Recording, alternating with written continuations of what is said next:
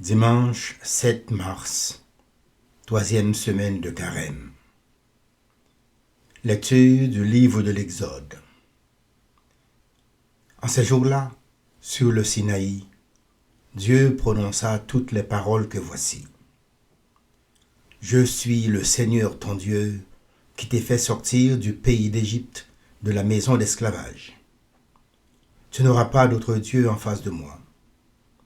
Tu ne feras aucune idole, aucune image de ce qui est là-haut dans les cieux, ou en bas sur la terre, ou dans les eaux par-dessous la terre.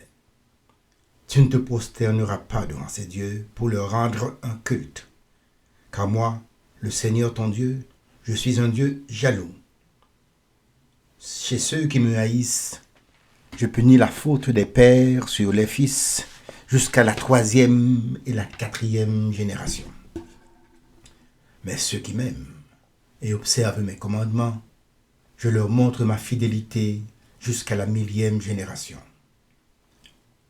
Tu n'invoqueras pas en vain le nom du Seigneur ton Dieu, car le Seigneur ne laissera pas impuni celui qui invoque en vain son nom. Souviens-toi du jour du sabbat pour le sanctifier. Pendant 6 jours, tu travailleras et tu feras tout ton ouvrage. Mais le 7e jour est le jour du repos, sabbat en l'honneur du Seigneur ton Dieu. Tu ne feras aucun ouvrage, ni toi, ni ton fils, ni ta fille, ni ton serviteur, ni ta servante, ni tes bêtes, ni l'immigré qui est dans ta ville. Car en 6 jours, le Seigneur a fait le ciel, la terre, la mer et tout ce qu'ils contiennent. Mais il s'est reposé le 7e jour. C'est pourquoi le Seigneur a béni le jour du sabbat et l'a sanctifié. Honore ton père et ta mère, afin d'avoir longue vie sur la terre que te donne le Seigneur ton Dieu. Tu ne commettras pas de meurtre, tu ne commettras pas d'adultère, tu ne commettras pas de vol, tu ne porteras pas de faux témoignage contre ton prochain, tu ne convoiteras pas la maison de ton prochain, tu ne convoiteras pas la femme de ton prochain, ni son serviteur, ni sa servante, ni son bœuf, ni son âne, rien de ce qui lui appartient. Parole du Seigneur.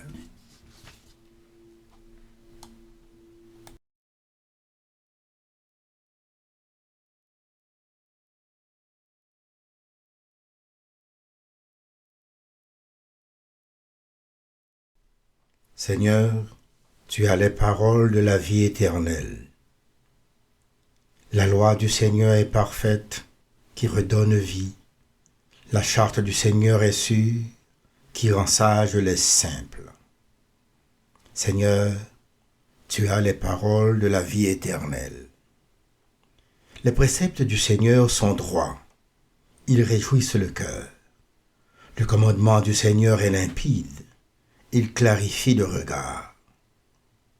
Seigneur, tu as les paroles de la vie éternelle.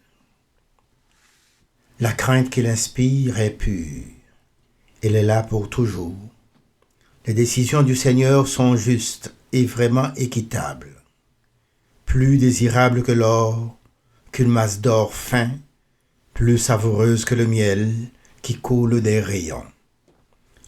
Seigneur, tu as les paroles de la vie éternelle.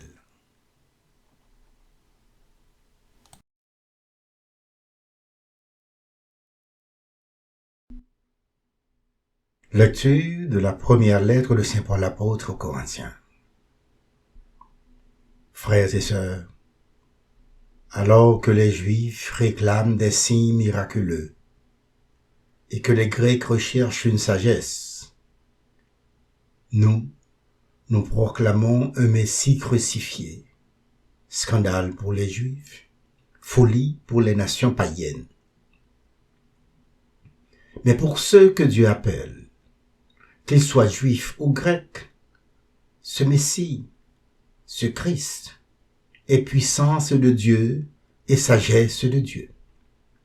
Car ce qui est folie de Dieu est plus sage que les hommes, et ce qui est faiblesse de Dieu est plus fort que les hommes. Parole du Seigneur.